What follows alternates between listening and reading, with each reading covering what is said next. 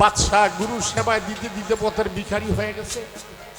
অবশেষ গুরু যায় কয় দাতা রে, আমার মানুষের মাংস খাইতে মন চাইছে। কয় বাবা বলেন কোন জায়গার মাংস?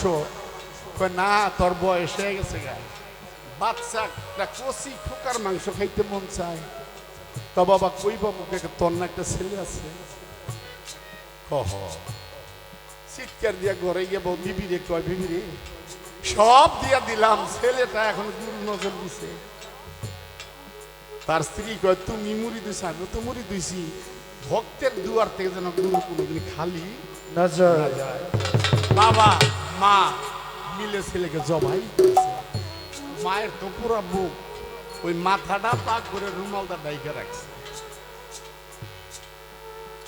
মাংস বানায় গুরু দিছে। গুরু কয় না রে, এই সেবা নিব না, কারণ আমি 16 আনা পাইনি। দয়াল অপরাধ। কই অপরাধ? তোর স্ত্রী গিয়া দেখ, ওই মাথাটা ঘরে রেখে দিছে। আরে এই মাথাটা গুড়া করে যদি মুড়ি ঘন্টা পাক করে দিতাম, মুখের গুড়া খাইতাম রে। শিক্ষা দেওয়া ওই কুড়ের ঘরে দেখ বিবি রে, সব দিলাম, মাথায় কি পাইলাম? আমি ওই মাথাটা দিয়ে মুড়ি ঘন্টা পাক করে দিছে, পাক করে দিছে। তারপরে গুরু কয় আমি একা খাবো না, আগে ছোট্ট একটা বাচ্চার মুখে দিব, তারপরে খাবো। একটা বাচ্চাই না দে। দয়াল গমি বাচ্চা নমতে আমার নিজের ছেলে আমি জবাই করেছি, মানুষ আমাকে পাগল পাগল করে দৌড়ায়, কে দিবে আমারে? গুরুর বাক্য ফরজ। যা মাঠে, মাঠে গেছে। মাঠে গিয়ে দে শত শত ছেলেরা খেলাধুলা করতেছে। ওই শত শত ছেলের মাঝখানে যে বিশ্বকেতুকে জবাই করেছে, সে বিশ্বকেতু খেলতেছে। দাতা কর্ণ রাজা ছিল, গুরুর সেবায় ছেলে দিল।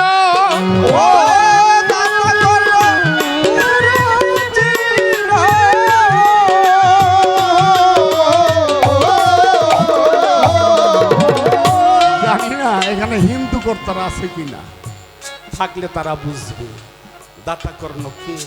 সেও একটা ভক্ত।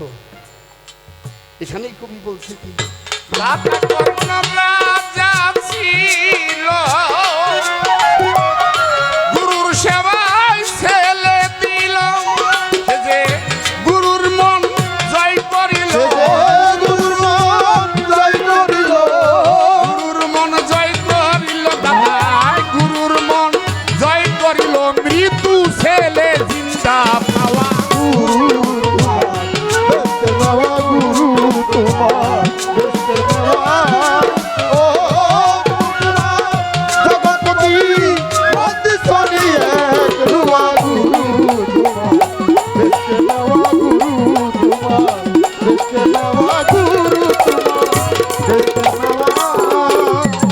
গানের কথা ছোট, গানের ব্যাখ্যাগুলা বিরাট বড়।